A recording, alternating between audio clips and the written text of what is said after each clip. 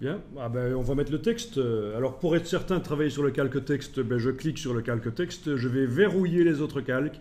Vous pouvez faire un cliquer glisser comme dans Photoshop pour verrouiller les autres calques qui sont là. Ou alors vous utilisez le raccourci qui est Alt-clic sur le calque sur lequel vous voulez travailler et ça verrouille les autres.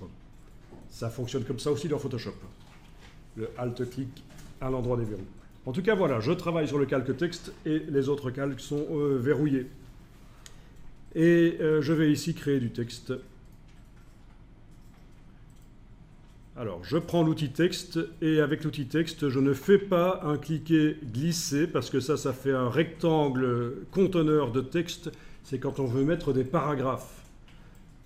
Mais là, je veux mettre juste une ligne. Donc, j'annule ça. Avec l'outil texte, je clique simplement avec l'outil texte. Je clique simplement avec l'outil texte et voilà. Et alors, je vais taper le texte.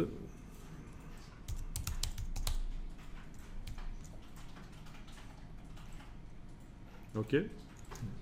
Je zoome, la grille de pixels apparaît. Je vais transformer le texte avec l'outil de transformation majuscule Alt. Voilà.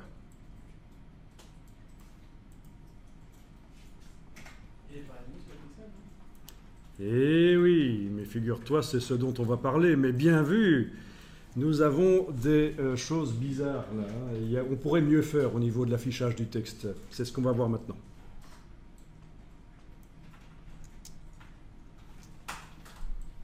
Alors, on va aller dans la palette caractères. Menu fenêtre, texte, caractères. Bon, on pourrait choisir la police, mais enfin, Myriad Pro, c'est pas mal. Vous avez aussi une police, je suppose, avec des rondeurs comme ça. Hein. Et vous voyez le flou qui apparaît. L'aliasing, qui est censé enlever les effets d'escalier, mais c'est pas génial. Alors, dans la palette caractères, vous allez afficher les options. Menu de la palette caractères, afficher les options. Et là, vous avez les différents modes de netteté. Vous la voyez?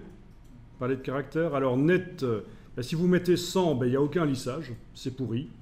Si vous mettez net, ça essaye d'être le plus net possible. Précis, ça essaye de ressembler le plus possible à la police de caractère. Vous voyez la différence entre net et précis? On dirait qu'on sent mieux les rondeurs des lettres, les courbes, en étant en précis. Et alors, vous avez l'option qui convient le mieux pour le web, c'est l'option avancée, qui va aligner, qui va même modifier un peu le dessin des polices pour qu'il se cale sur la grille de pixels, en fait. L'option avancée. Donc, évidemment, c'est ce qu'il y a de mieux, c'est l'option avancée. Bon, ici, il faut bien se rendre compte qu'on a bien zoomé sur la police, et donc, voilà, net, précis, avancé. Donc, ça supprime mieux les flous, en fait, l'option avancée. Alors souvenez-vous qu'il faut toujours être en alignement optique, c'est mieux. Optique, voilà. Pour que l'espacement entre les lettres soit bien calculé dans la palette caractères, au lieu de métrique.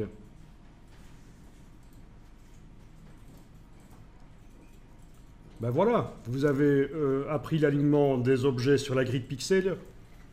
Et vous avez vu l'alignement du dessin des polices sur la grille, dans la mesure du possible, bien entendu.